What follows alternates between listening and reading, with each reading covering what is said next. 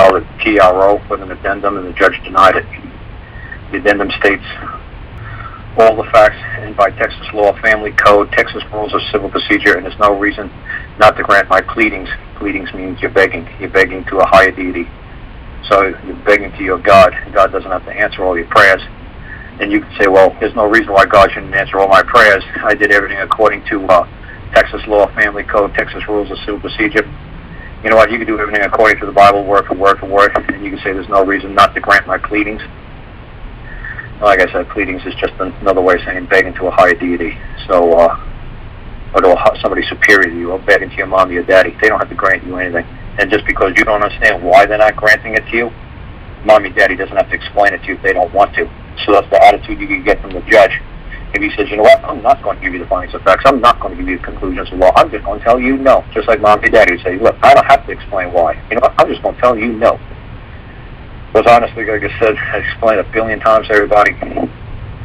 Appeal is a total waste of time. Like I said, I always tell people, if you Google a man's name, John Wilkinson Jr., he's the head clerk in Alabama down there since 1975. And he basically told me the appeal process is a total sham. So I don't know why you guys keep on insisting on using Texas law, family code, and Texas rules of civil procedure.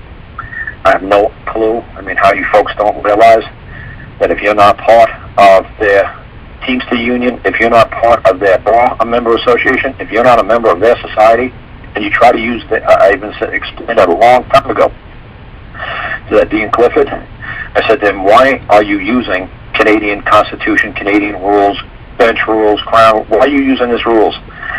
One, you're not licensed to operate under those codes, and that's basically theft of intellectual property. Like Microsoft creates code to have its programs work. Well, these folks are creating code to have their system work. Now, if you're using their codes, if you're trying to engage with their system, and you're not certified or you're not licensed, what do you think happens when you use Microsoft products? You know, you get denied, beyond denied. You know, you might even go to jail using their stuff. So I try to warn everybody, stop. I don't have no idea why you folks keep on insisting on saying, you know what, I'm going to file a TRO. Okay, dude, what's a TRO? Okay, I know it's a temporary restraining order. No. But what I'm saying is, what's a TRO? Could it be a trans robotics organization? It could be anything you wish it to be. So just because you say it's a TRO and you believe they know what you're saying, they don't have to sit there and interpret what you think a TRO means. Like when I write something to somebody, I could say it's a TRR. Now, what am I presuming? And that the other person on the other side knows what a TRR is? So like I said, if you're not licensed to practice in their society, in their world, and you're trying to do it, it's like try to use somebody asked me that the other day, is a birth certificate worth using to try to pay off debt? I said, hey, we create those documents? No. They were given to us. Right. Now, we're just the steward of that piece of paper. You know, to me, it's just bond paper. It's beautiful paper. It's got beautiful color, beautiful ink. Now, is it actually worth anything? Is it actually worth money, which is just a medium of exchange between two people of what they feel has value and worth?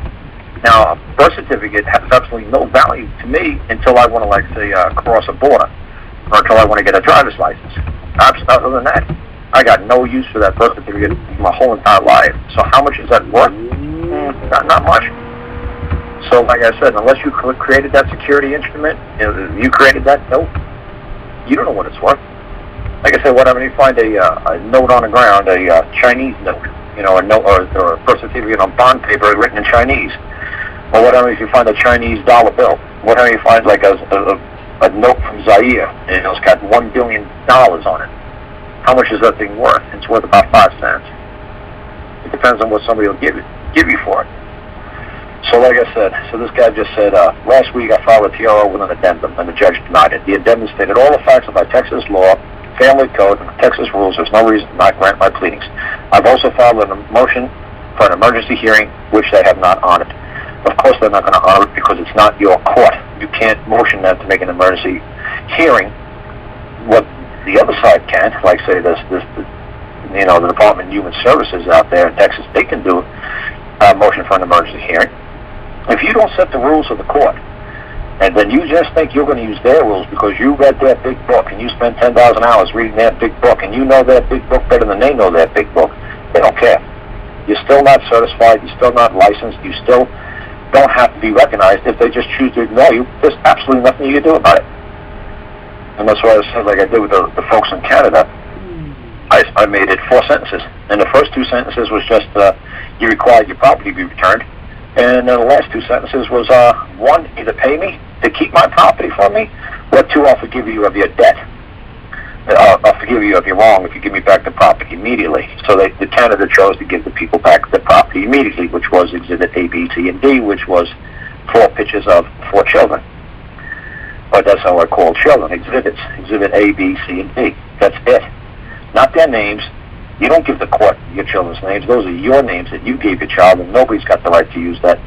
It's your property. You don't have to tell people, hey, what's on my property? What's my property? I don't have to define my property for them. I just say, hey man, you see these pictures? Yeah, that's my property. Give it back. You seen these 4 items laying around somewhere here in the province? Yeah, I want it back. I want to restore it. And like I said, the judge had to move like lightning, because as soon as that lady, she was only on the stand for a minute or 2. As soon as she said that that person robbed me of my property and I demand the property be returned immediately, he called a recess, because he now was just informed that a crime was committed. And now when he has got informed that a crime was committed, he had a duty and an obligation to see that the wrong is right, and he has to report that he was just informed that a crime was committed. So, like I said, everybody knows that caller with that lady, from Canada, lady Jonathan and Jacent up there up in New Brunswick. So, like I said, I still don't understand why everybody still tries to do it the legalese way.